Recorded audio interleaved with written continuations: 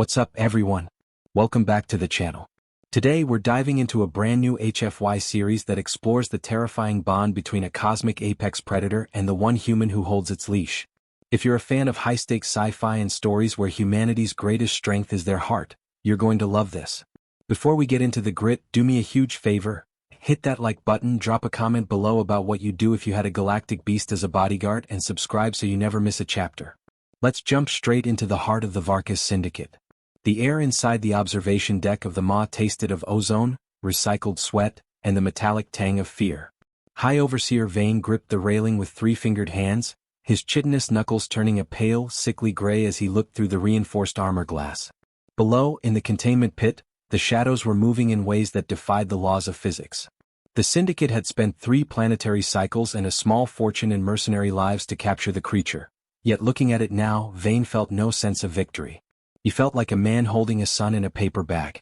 The creature, a nightmare of obsidian scales and shifting, bioluminescent patterns, didn't pace like an animal. It glided. It was a biological weapon designed by an evolution that hated everything else in the universe. It had already decapitated the lead researcher through a 2-inch gap in the feeding slot, a feat of speed that the station's high-speed cameras had barely registered as a blur. Vane turned to his advisor, a spindly creature with vibrating ocular sensors. The advisor's voice was a frantic series of clicks, translated by the collar at its throat into a flat, synthetic monotone. It reported that the sedative dosages had been increased by 400%, yet the subject's neural activity remained in a state of hypervigilance. The predator wasn't sleeping, it was waiting. It had dismantled the automated sentries not with brute force, but by identifying the structural weaknesses in their joints. It was learning. The Syndicate had intended to sell the beast as the ultimate terror asset to the warring empires of the core, but the market was drying up as word of the station's mounting body count leaked. Fear was a profitable commodity, but this was different. This was a primal existential dread that threatened to destabilize the Syndicate's grip on the sector. If the beast escaped the pit, there wouldn't be a station left to command. The heavy blast doors at the rear of the observation deck hissed open, admitting a gust of cold, filtered air. Vane didn't turn around, assuming it was more security personnel. Instead, a single set of footsteps approached, uneven, heavy, and distinctly rhythmic. It was the sound of a biped wearing reinforced boots, a sound that lacked the predatory grace of the creature below. Vane finally turned, his mandibles clicking in a sneer of confusion. Standing there was a human. He was unremarkable, dressed in a faded flight jacket that had seen better decades and carrying a small dented metal case. His face was etched with the weary lines of a man who had spent too much time in deep space, and his eyes, a dull, tired blue, didn't seem to hold the terror that every other living soul on the station was currently vibrating with. The human stopped beside the Overseer and looked down into the pit, his expression unreadable. The Overseer demanded to know who allowed a scavenger into the high-security tier, his voice booming with a manufactured authority that failed to hide his nerves. The human didn't flinch. He simply reached into his jacket and produced a digital chit, sliding it across the console. It was a transfer of ownership, signed by the Syndicate's highest board of directors and backed by a sum of credits that made Vane's ocular sensors twitch. The human's name was Elias Thorne, and according to the document he was now the sole owner of the catastrophe in the pit. Vane laughed, a harsh, grating sound, and asked the human if he had brought a leash or if he intended to ask the monster nicely to follow him to his ship. The human didn't join in the laughter. He just watched the creature, which had stopped its movement the moment he entered the room. Down in the darkness, the predator's many eyes swiveled upward. The frantic clicking and hissing that had characterized its captivity ceased instantly. The silence that followed was heavy, pressing against the eardrums of everyone in the room. The beast didn't growl, it let out a low, vibrating hum that shook the floorboards. Elias stepped closer to the glass, ignoring the warnings of the armed guards who had leveled their pulse rifles at him. He tapped a specific rhythm on the armor glass with his knuckles, 3 short beats, 1 long. It was a simple gesture, yet the effect was transformative. The predator, a being that had spent weeks tearing apart everything in its reach, pressed its massive scarred snout against the glass. The bioluminescence along its spine shifted from a jagged, angry red to a soft, pulsing amber. The guards shifted uncomfortably, their fingers tightening on triggers. They had seen this creature shrug off plasma fire and rip through titanium bulkheads, yet here it was, reacting to a human who looked like he couldn't win a fight with a docking drone. Elias turned to the Overseer and told him to open the main bay doors. Vane protested, claiming that the moment the glass retracted, the human would be shredded and the station would be lost. Elias looked back at the beast and then at Vane, a small, sad smile tugging at the corner of his mouth. He told the overseer that the beast wasn't the one they should be worried about. He explained that the creature had been enduring the Syndicate's tests, only because it was waiting for him to find it.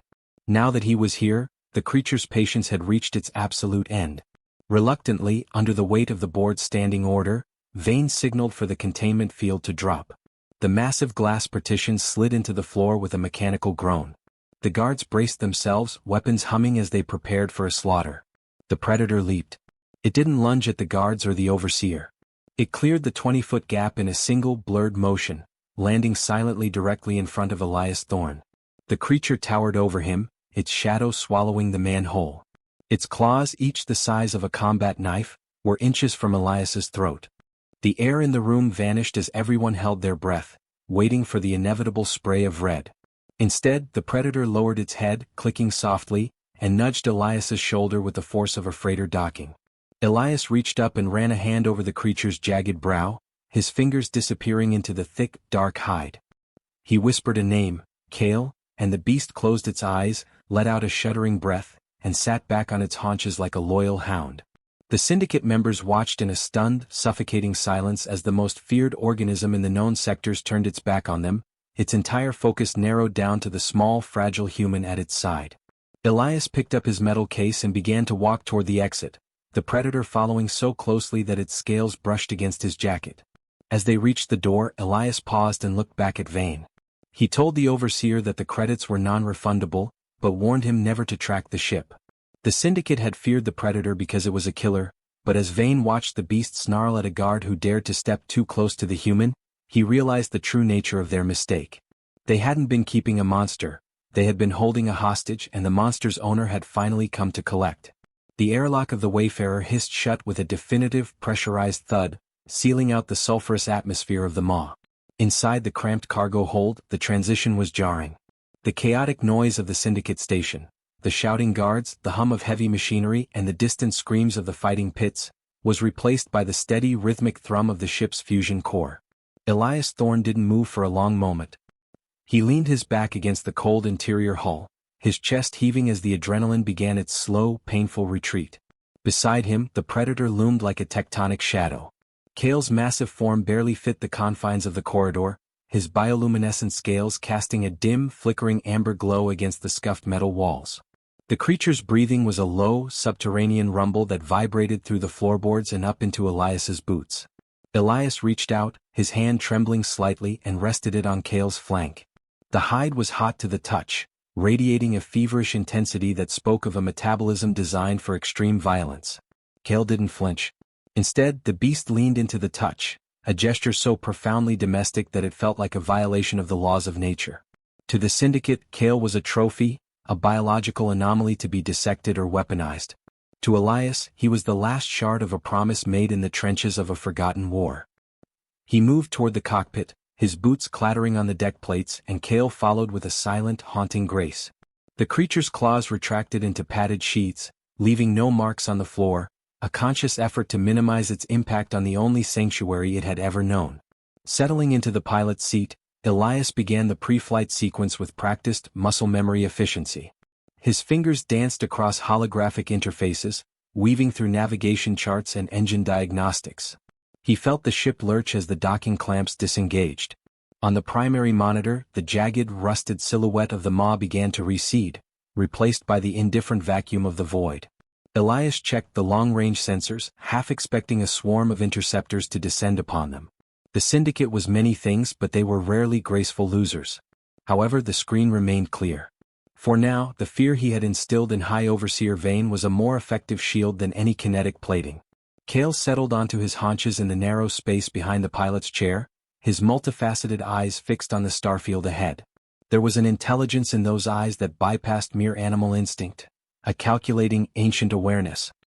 He watched the way Elias handled the controls, his head tilting with a curiosity that seemed almost scholarly. This was the quiet reality of their bond. It was built on years of shared silence and the mutual understanding of survivors. Elias reached into a small compartment and pulled out a specialized medical kit. He didn't need to look back to know Kale was injured. During the extraction, the creature had taken several high-output plasma burns to its secondary limbs, wounds it had ignored with a terrifying stoicism. Elias stood and approached the beast, holding up a dermal regenerator. Kale hissed softly, a sound like steam escaping a valve, but he extended his wounded limb without hesitation. As Elias worked, the smell of ozone and charred scales filled the small cabin.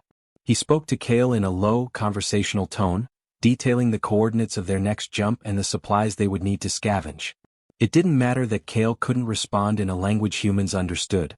The resonance of the voice, the steady heartbeat of the man, and the lack of fear in the air were the only translations Kale required. He was the apex hunter of his quadrant, a being that had leveled cities, yet he allowed this fragile, aging human to probe at his wounds with nothing but total, terrifying devotion. Meanwhile, back in the obsidian towers of the Varka's Syndicate, the atmosphere was far from peaceful. High Overseer Vane stood before a holographic projection of the Wayfarer's trajectory, his mandibles twitching in a rhythmic display of suppressed rage.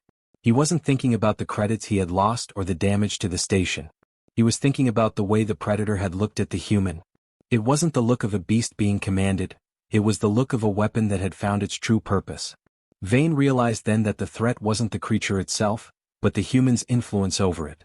If the Syndicate allowed this precedent to stand, their reputation as the galaxy's ultimate power would evaporate. Vane summoned his most trusted lieutenant, a cold, cybernetically enhanced mercenary known for his clinical detachment. The order was simple: find the Wayfarer, eliminate the human, and bring the Predator back in chains. But Vane added a chilling caveat. He warned the lieutenant that he was not hunting an animal and its master. He was hunting a zealot and his god. He explained that a creature fighting for its life is a danger, but a creature fighting for the life of another is a catastrophe. The lieutenant nodded, his mechanical eyes whirring as he downloaded the ship's warp signature, and departed to ready the Syndicate's elite pursuit fleet. Back on the ship, the engine's hum shifted into a higher, more frantic pitch as the jump drives began to spool. Elias felt a sudden, cold prickle at the base of his neck. He looked at the sensor array again. A faint, ghost-like ping appeared on the edge of the long-range sweep, a signature too fast to be a merchant vessel and too stealthy to be a standard patrol. The Syndicate wasn't just tracking them, they had deployed the Hounds, a specialized unit designed for deep space assassinations. Elias turned to look at Kale. The Predator had already sensed it. His bioluminescence had shifted from amber back to a jagged, vibrating crimson, and his muscles were coiling like steel springs. Elias didn't panic. He sat back in the pilot's chair and gripped the throttle. He knew that the galaxy viewed humans as a soft, middling species, a race of merchants and diplomats who survived on the fringes of greater powers. They didn't realize that humanity's greatest evolutionary trait wasn't their strength or their technology, but their capacity to turn monsters into family. He looked at the looming shadow of Kale reflected in the cockpit glass and felt a grim sense of resolve. The Syndicate was coming to take back what they thought was theirs, but they were about to learn a lesson in the lethality of human loyalty. As the Wayfarer plunged into the kaleidoscopic tunnel of hyperspace, Elias Thorne wasn't running from a fight. He was choosing the ground where the Syndicate would finally fall. The hyperspace tunnel churned outside the viewport, a swirling kaleidoscope of cerulean and violet that cast a ghostly pall over the cockpit of the Wayfarer. Within this isolated bubble of artificial gravity and recycled oxygen, the passage of time felt viscous, stretching seconds into contemplative minutes. Elias Thorne sat in the pilot's chair, his hands resting idle but ready near the manual overrides. Behind him, the deck plates groaned under the deliberate weight of Kale. The Predator moved through the cramped quarters not as a caged animal, but as a silent sentinel. To any outside observer, the sight would be a tableau of impending doom, a fragile, soft-skinned primate sharing a confined space with a biological nightmare capable of rending starship hulls. Yet the air between them was devoid of the sharp, acrid scent of fear. Instead, it was filled with a resonant, low-frequency hum that emanated from Kale's chest, a sound that Elias had come to recognize as the creature's version of a heartbeat in repose. The bond they shared was an intricate architecture built on the ruins of a forgotten colonial skirmish on the moons of Xylos. Elias reached for a diagnostic tablet, his fingers brushing against a jagged, silvered scar on his forearm, a souvenir from the day they met. He had been a field medic then, navigating the mud and the viscera of an internecine war that neither side truly understood. He had found Kale trapped beneath the wreckage of a downed dropship, his obsidian plates cracked and his bioluminescence flickering like a dying candle. The protocol had been clear: termination of any hostile xeno-life. But Elias had looked into those multifaceted eyes and seen not a monster, but an intelligence reeling from the agony of loss. He had chosen the suture over the sidearm, a decision that had cost him his military career and earned him a lifelong shadow. Now, as he watched Kale's reflection in the glass, he saw the creature's primary ocular sensors fixated on the sensor array. Kale's intelligence was not merely reactive, it was anticipatory. He wasn't just observing the ship, he was learning the rhythm of its mechanical soul. Kale's communication was a wordless tapestry of light and posture. A soft, rhythmic pulse of amber along his dorsal spines indicated comfort, while a sharp, staccato flash of crimson signaled perceived danger. Currently, his hide was a steady, deep indigo, the color of focused contemplation. He leaned his massive head forward, his breath a warm, humid mist against the back of Elias's neck. In Kale's internal world, Elias was the pack-heart. He was the anchor that tethered Kale to a universe that had otherwise tried to erase his species from existence. The Syndicate had seen Kale as a tool of terror, but they had failed to grasp the complexity of his devotion. To Kale, loyalty was not a choice but a biological imperative, an ossified truth that made him more dangerous than any mindless beast. He did not kill because he was hungry or angry. He killed to maintain the safety of the heart. This distinction was what the galaxy failed to understand, and it was the very reason the Syndicate's fear was justified. The tranquility was shattered by a violent tremor that rattled the Wayfarer to its frame. The cerulean tunnel of hyperspace outside the window suddenly buckled and tore, replaced by the cold, oppressive blackness of real space. A warning siren wailed, a shrill, panicked cry that echoed through the hall. Elias's hands flew to the controls, his eyes scanning the readouts. They had been hit by a localized gravity well, a sophisticated piece of interdiction technology used only by the most well-funded hunters. On the tactical overlay, 3 jagged signatures appeared: Syndicate hounds. These were not the common thugs of the Maw. They were elite interceptors, sleek and predatory, designed for the sole purpose of disabling and boarding vessels in the deep dark. They had predicted the Wayfarer's exit vector with terrifying precision. Elias felt the ship shudder again as a tractor beam locked onto their aft section, the structural supports groaning under the immense gravitational stress. He turned to look at Kale, and for the first time in years, he saw the amber light of the creature's hide vanish entirely. It was replaced by a blinding, jagged white, the color of a dying star. Kale stood to his full height, his head brushing the ceiling wires, his mandibles clicking in a rhythmic sequence that sounded like bones snapping. The predator wasn't afraid. He was accelerating his metabolism, shifting his organs into a combat state that would allow him to move faster than the human eye could process. He looked at Elias, a single lingering pulse of soft green flashing once on his brow, a promise of protection, before he turned toward the primary airlock. The internal comms crackled to life, a cold, distorted voice filling the cabin. It was the Syndicate's lieutenant, his tone dripping with a clinical, detached arrogance. He informed Elias that the ship was being boarded and that any resistance would result in the immediate decompression of the cockpit. He spoke of the Predator as Product 0A, and ordered Elias to step away from the creature. Elias didn't respond. He simply reached for the manual release of the internal security doors, isolating the cockpit from the rest of the ship. He knew what was coming. The Syndicate believed they were entering a trap to reclaim their property, but they were actually stepping into the hunting grounds of a god of the void. Through the translucent door of the cockpit, Elias watched as the outer airlock began to glow red from the heat of a boarding torch.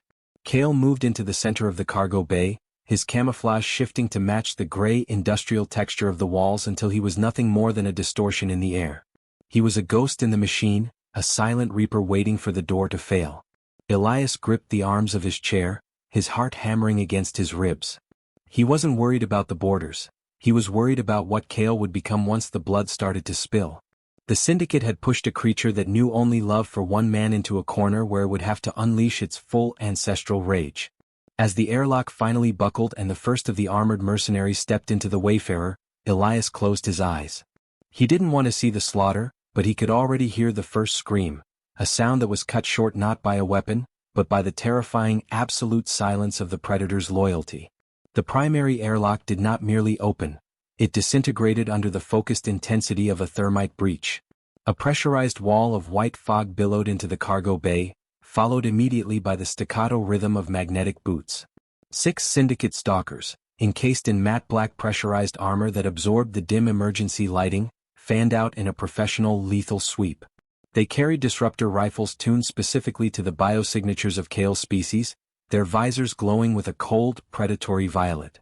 These men were the scalpel of the Varkas Syndicate, trained to extract high-value assets with clinical indifference.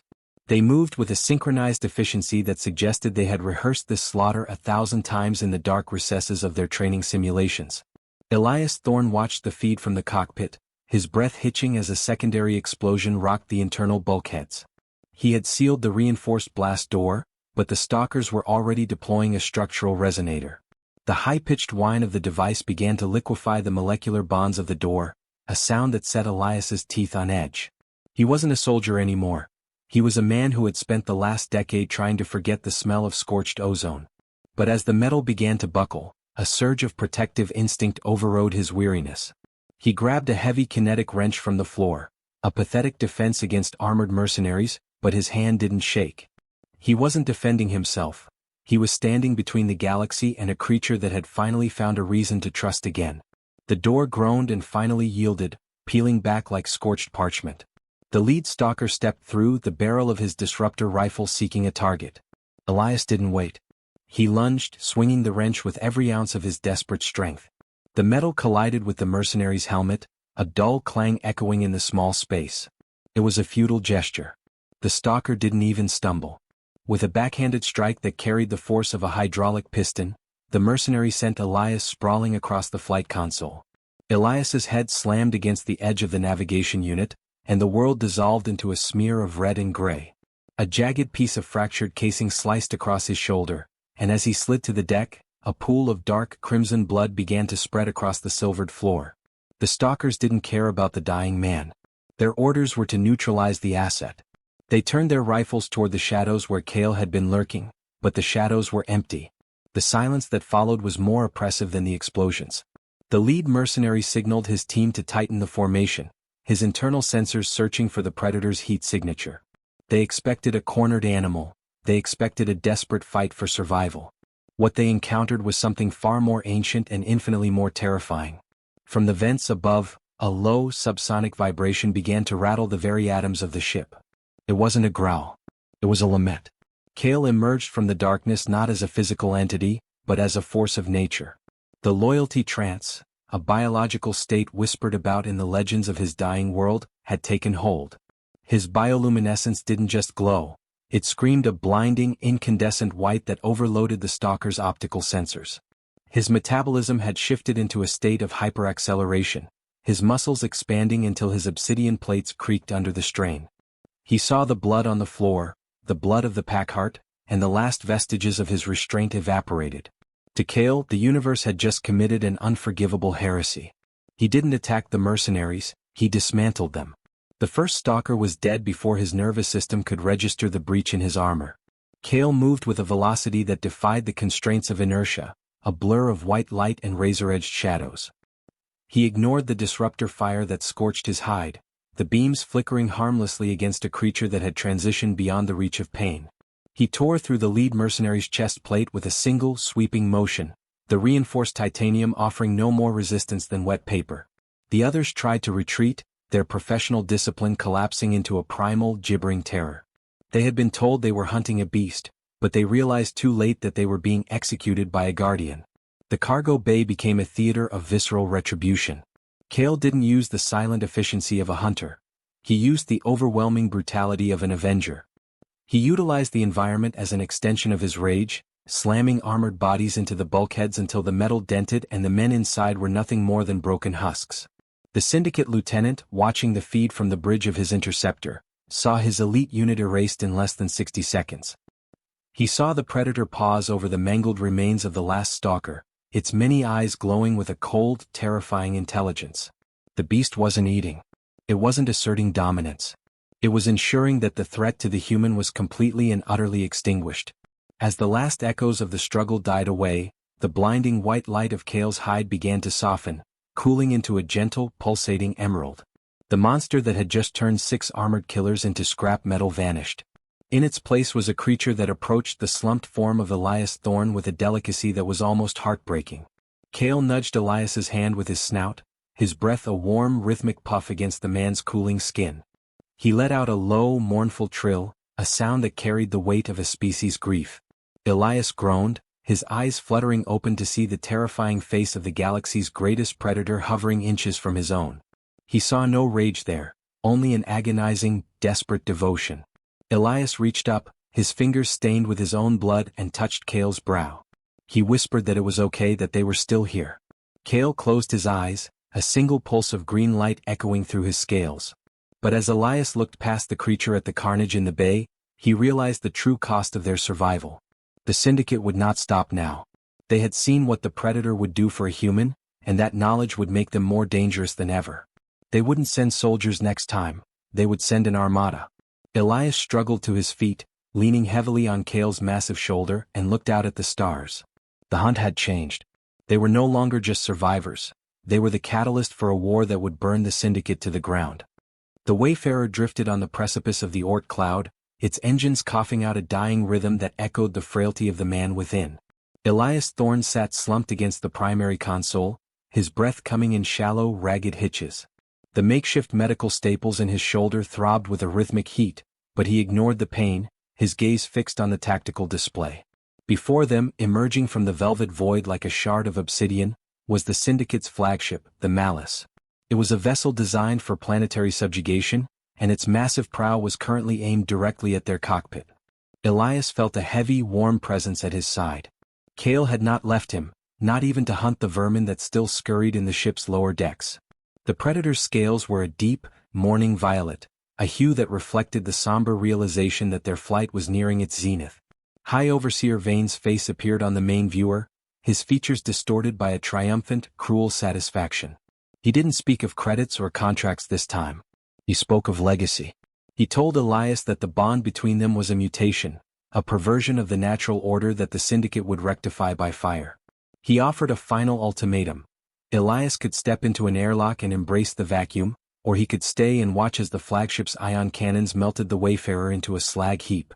Vane wanted the Predator alive, but he wanted the human spirit broken first. He wanted to prove that devotion was merely a byproduct of proximity, something that could be burned away by the cold reality of superior force. Elias didn't look at the screen. He looked at Cale. In that moment, the hierarchy of their relationship dissolved. Elias wasn't a master and Cale wasn't a pet. They were two halves of a singular, vengeful soul. Elias realized that the Syndicate's greatest error was their belief that Cale followed him out of a sense of domesticity.